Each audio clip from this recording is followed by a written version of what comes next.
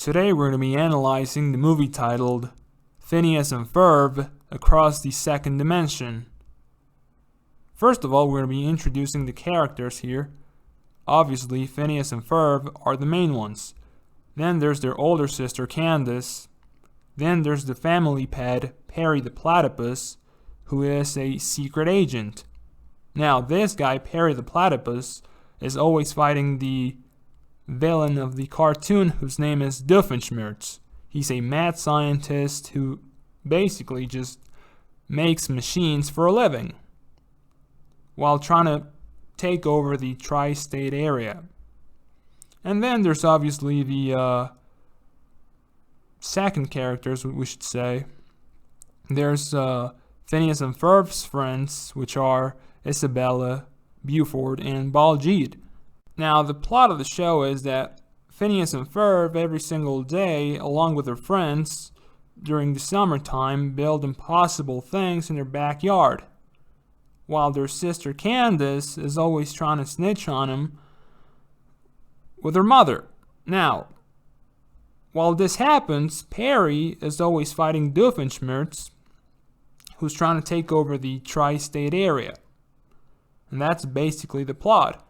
At the end of every single episode, whatever Phineas and Ferb made that day along with their friends mysteriously disappears, and Candace just appears to be crazy to her mother.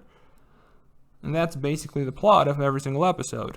Now, spoiler alert, we're going to be breaking down and analyzing the entire movie, so if you don't want the movie ruined for you, or if you want to go watch the thing first, go do it. You were warned.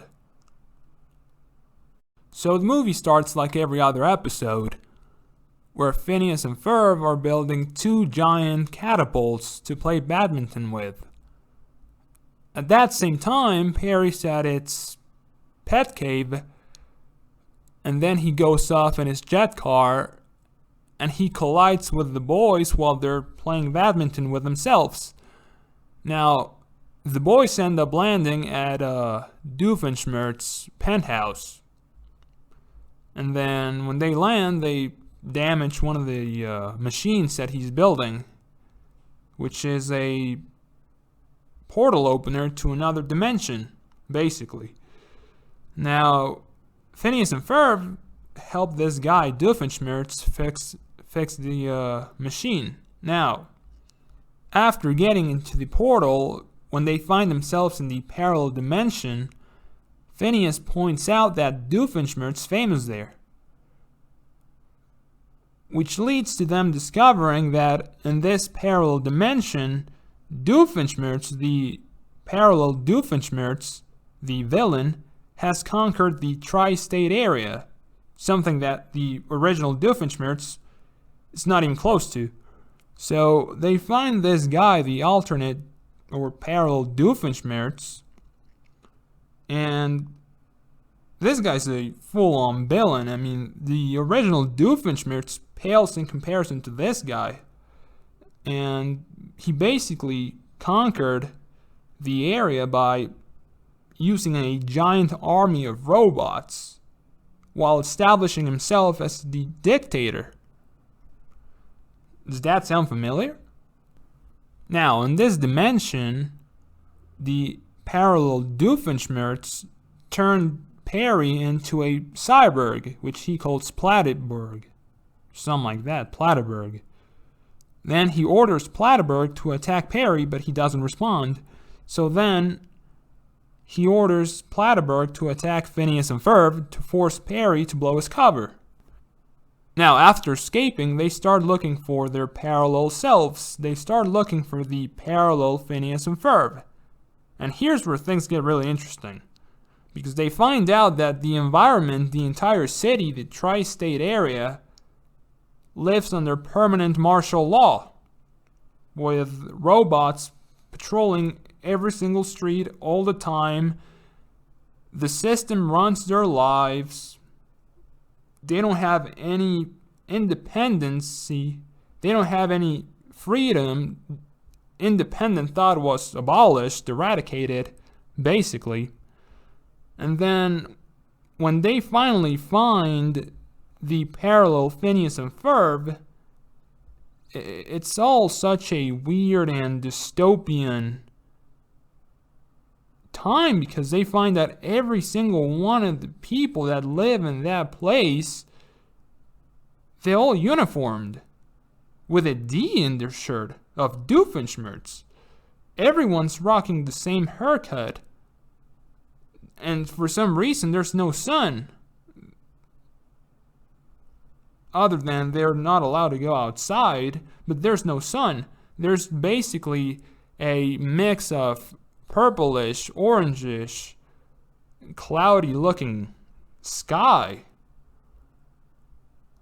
Now they're also so pale that they look like zombies. Not only do they look like zombies, but they act like zombies. They don't think for themselves. The system basically thinks for themselves. And it's such a dystopia, which shouldn't be weird to anyone as of what we're going through right now. So when they find the parallel Phineas and Ferb, then they find the parallel Isabella, one of their friends, and they ask her to help him. And that's when they discover that there's an underground resistance, which is led by their parallel sister, Candace. Now that's when the parallel Doofenshmirtz starts thinking of invading the original, or the first or third dimension, whatever the dimension they came from. He's planning to invade it with his army of robots to expand its regime. Now, at the underground base, the Resistance, they open an unstable portal that leads him back, or leads him backwards to their original dimension, to their dimension of origin.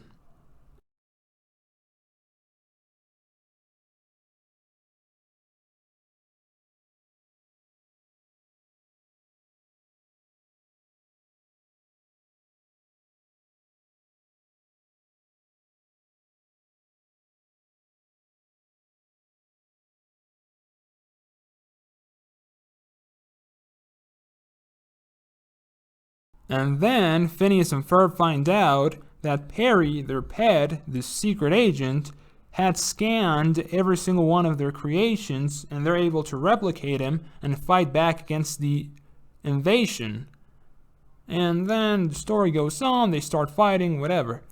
And then, in good old Disney fashion, Doofenshmirtz has a change of heart. Doofenshmirtz gives the parallel Doofenshmirtz a toy train, which was the reason for this guy's evil. So everyone's happy now. They arrest in the parallel dimension. The Resistance arrests Doofenshmirtz, the parallel Doofenshmirtz, and then the guy mentions something. Ow! Home. It's good to be... Uh-oh. Book it, ladies. You know, my crimes against humanity had just completely slipped my mind.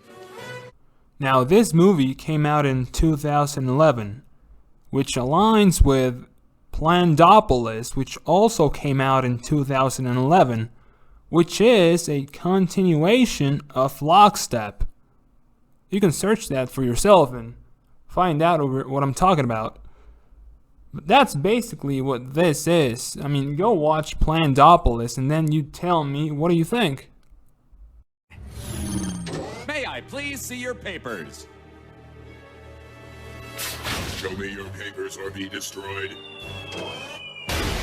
So just to recap everything in this video, basically, they found a dimension, a world, a society, an environment that it seemed like it was impossible, and it was dystopia.